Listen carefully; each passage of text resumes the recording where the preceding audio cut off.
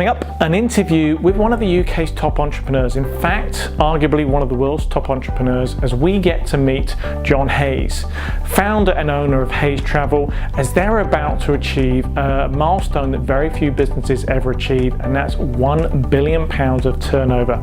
A phenomenal achievement, and in this interview, I think you're going to find it absolutely fascinating because we're not so much talking about the travel business, but more about the person that made it happen, John himself and his entrepreneurial journey to success. And I think you're going to learn lots from it because he's no different to you and I, which is one of the great learnings I made from this, in that his path to success was fraught with problems, many challenges along the way. In fact, there was times John actually felt like giving it all up, didn't think it was going to work, and questioned what he was doing. But he stuck at it, and that's the key here. And a similar journey to most people who start out in business. You know, in that first year, he was wondering how he was going to pay the bills. He was wondering whether it was worth it. And I can certainly relate to that in my first year of business. You know, even making that very first £100 felt like such an uphill struggle. Then you achieve that, and then it's the next £1,000, again, equally such a big struggle. And the journey does get easier, but John talks about how he achieved it, what he did along the way, and what he focuses on. And you may be thinking he had this big plan at the very beginning to create this huge business, this £1 billion business, but you may be surprised that John's biggest motivator, in fact, wasn't the money, although that definitely was part of it. It wasn't to build this big empire. And I'll leave you to watch the interview to find out what it was, but it's quite interesting. You're going to find it very entertaining and hopefully learn a lot along the way. So this is me talking to John straight after he joined us for our annual conference. Now John is actually on our advisory board for the travel franchise and Not Just Travel.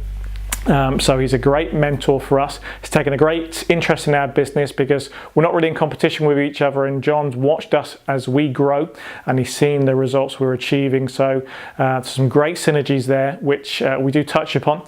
But this is me interviewing John, the person, not the business. And I started by asking John, so what does it feel like to be achieving that first £1 billion in business?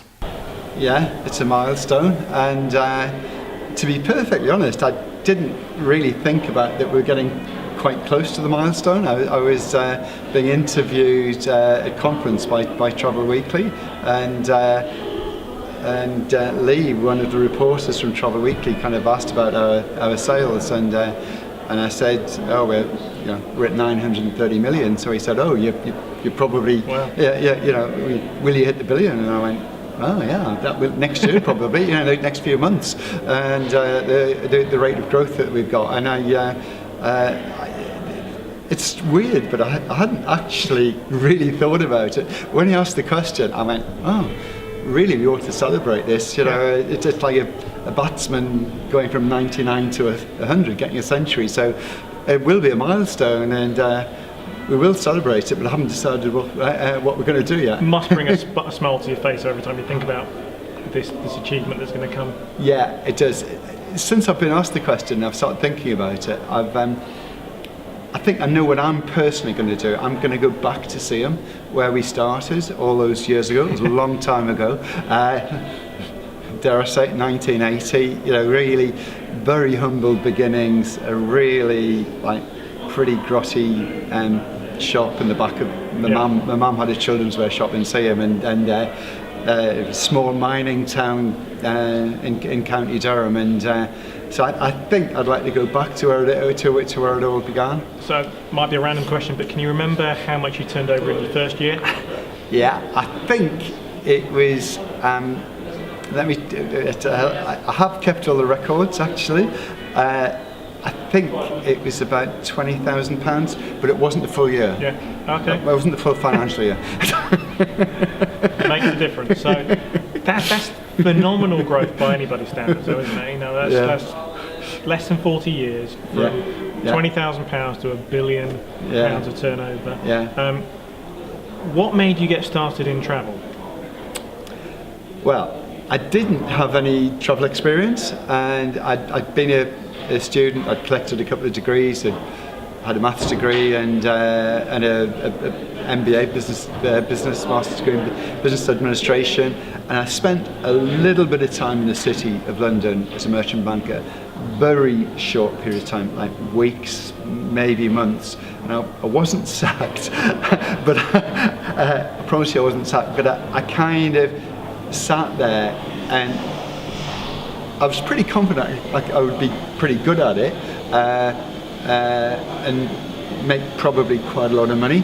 But I looked at my boss and my boss's boss, and it's a pretty competitive atmosphere in the city, and I thought, where do I aspire to be in 10, 20 years time? And I thought, is that where I really want to be? I'd probably have a lot of money, but is this? And I just decided I wanted to get out quickly, because I knew if I stayed too long, I'd get used to the money, and I wouldn't leave. So I made an exit, but I didn't have a job. I came back to the northeast. I came back to see him where I lived, and I lived with my mum, which was a shock. I've been away all those years, and I didn't really know what I wanted to do. I didn't have any money, and so I thought of various things. I knew I wanted to work for myself, but I didn't know what, and I just did the classic business school thing. I had a blank sheet of paper, and I just wrote down what I might want to achieve, what I might want to get out of it, and the things on the list were, let me think about it, it's a long time ago. What I had on the list is it didn't need working capital because I didn't have any, and I wanted it to be a growth industry, and thirdly I wanted to have fun. So they were the three things that I wanted from working for myself and working from business. And then on the other side of the paper, I did that on the left hand side. On the right hand side, I drew up a whole list of things, and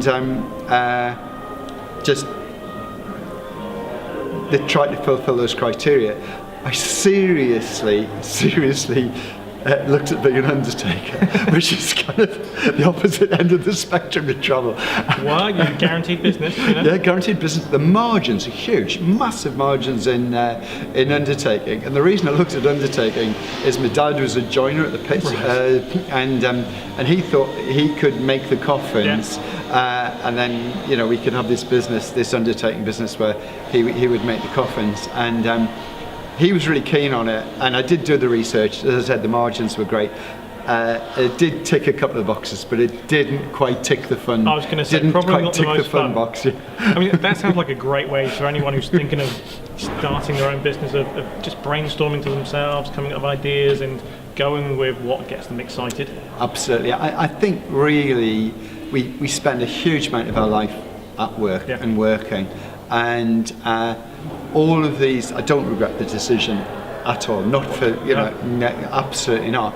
And we've had some good times and we've had some hard times over the years, but I still now have got the same enthusiasm as we had, and I get out of bed and I want to go to work. I look forward to going to work. I'm still excited, well, so I get a buzz. I guess it's probably fair to say you don't need to go to work, so you've got to have that motivation there to want to do it every single day. And that's been with you all the entire time? Pretty much. Overall, yes. It's really glib to say that I've always been motivated, and there's always been good times. That isn't strictly true. I'm always suspicious of people who they talk about their careers and they talk about history and they say, oh, we planned this and I did this, and everything's just seamless. Everything's been perfect. And I sit in the audience sometimes when I'm at conferences and I listen to these and I go, oh, my career hasn't been like that. I've bounced from one crisis to another. I've kind of bounced around, made loads of mistakes, and so there's been some really, really bad times along the way. Do you think it's fair to say then that those mistakes, those challenges actually help shape the strength of the business now, and if you hadn't have had those, you may not have made the decisions that you've made now? Yeah, absolutely. I think I'm very self-critical, and whether things are good or less good, I routinely take a step back and say, Could I personally have done that better? Could we as a team have done that better? Could we, how can we make this better? And it's the way I'm wired up. And yes, you're right. In terms of the experiences, the Hayes Travel was nearly stillborn. We nearly didn't get through our first year. Our first year was horrendous. We opened in a small town because there was no competition. And before we got our APTA license, somebody else opened up straight across the road. And they discounted. They had a taxi firm as well, so they were giving free transport in Newcastle Airport. I had a plan to sell on service and whatever, which is what we do now. And that plan just went out the window because we opened second a few weeks after the other company in this really small town, and they were discounting. They were, and we weren't.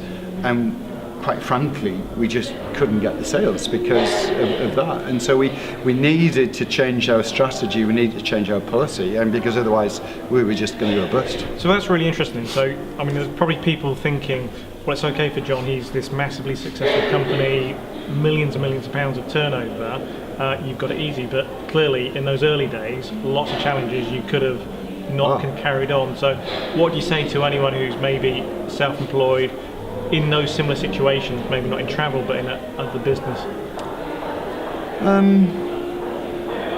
I think perseverance is big, and not giving up.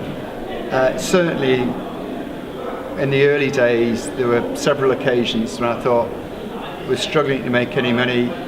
Do we just throw the towel in or whatever? And I'm fairly stubborn and fairly sort of I don't like losing, and we kind of found a way to turn the business around. I think to do that though we had to be flexible. So we had a plan. I had a plan, and it clearly wasn't working. Circumstances changed, and we realised we had to change. We had to change with it, and we did start discounting. I think we've tried over all these years to be really flexible. We do have plans. The plans are just there. They're not cast in stone. If circumstances change or there's opportunities, we try and still be agile and move really, really fast to either seize opportunities or change direction if the winds, if circumstances have changed. So in the early days, it worked really well for us because in those days, way back in the mist of time, there was kind of retail price maintenance all the way in the travel industry. Way back then, it was called stabilised, and you weren't allowed to actually discount a holiday. I know it's amazing to believe that now, but it's true. And but you could give freebies away, and the competition were giving free taxis, and we didn't want to, but we thought we needed to come up with something. And I think we were the first ones to come up with free insurance as a giveaway. It was a perfect giveaway because people need travel insurance, and it cost us relatively little compared to the retail price of it. So the perceived value of the giveaway was a lot higher than it's actually costing us. So in that respect, it was a good promotion, and we marketed it. If you're going to discount, if you've got something to offer, you need to promote it. Obviously, I didn't have any budgets to really promote it, but we've always sort of tried to market in the community and sell back to the people who booked with us. And really, kind of what happened is we had this little place in this mining town in Durham, just south of Sunderland, on the coast, who went from having no agents to having two, and we found that people, because we were discounting, people were drawn in from fair, I wouldn't say miles around, but outline is really important. Thinking about the lifetime value of the client, and once we've got them, let's give them a fantastic service. Let's make sure they come back to us year after year after year and never go anywhere else. So we've always been data driven in those kind of ways. And then how do you take that data and actually use it to your advantage? What do you tend to do, or how do, for someone who's a small business, how should they use the data? As a small business, do what we did in the early days. Cherish the clients that you've got. You know who your clients are, So don't just leave them alone. Don't just, all the data's there to show that you do a booking, you do a fantastic service, they think you're great, but if you don't communicate with them afterwards, there's masses of evidence out there. If you don't engage with them, they're much less likely to come back to you. They might go somewhere else or whatever. If you engage positively with them, the probability of them coming back and being being their travel agent, always booking with you, is vastly higher. So really, as a small business, you don't need huge data warehouses and the stuff that we've got, because that's all we're doing. We just identifying our clients, knowing what they want and going back to them and saying, and engaging with them. So as a small business, you can still do that. Just whatever, whether you send them emails, send them personalised letters, postcards, whatever you do, for heaven's sake, don't get a client. It's hard work, it's expensive to get a client. And you've got that client that then do nothing and just let them maybe go. That's criminal in my book. So small businesses can do that. So did you always have a goal or a plan to achieve a certain size of business, and were those numbers working towards that, or was it not that specific? I always wanted the business to be bigger. I never wanted just one shop in Seaham. So did I envisage all these years later approaching, we had sales last year of 940 million, to actually be approaching $1 billion, then no, I never envisaged that. But I would always have targets. I would say where do I want to be next year and the year after, and then it just kept happening. Brilliant. And where do you see the future for Hayes? I just want to keep going. I still love it. I wake up in the morning and look forward to the day ahead, and still enjoy the challenges. There's lots of challenges. Anyone who says there's no challenges and everything's plain sailing's just talking. Well, they're just not telling the truth, because life's not like that. I get the feeling you like a good challenge. I love a challenge, and I love fixing them. And I love the people who work for us. I think the thing I'm most proud of is our people. I'm really proud that we're a Sunday Times Best Company to work for. We took 150 odd apprentices this year, and we did last year, and our reputation's so strong for our apprenticeship program, our training teams. We win multiple awards, and I'm really proud of that. But we had 30,000 people applied for our apprenticeships this year, and so it's like for each, I don't know what that ratio is. A couple of hundred people for every place that we've got. And how many people do you employ at the moment? It's over 1,500. It's about 1,700, and it's growing all the time. So I get real pride, real pleasure when I see people and I can picture them.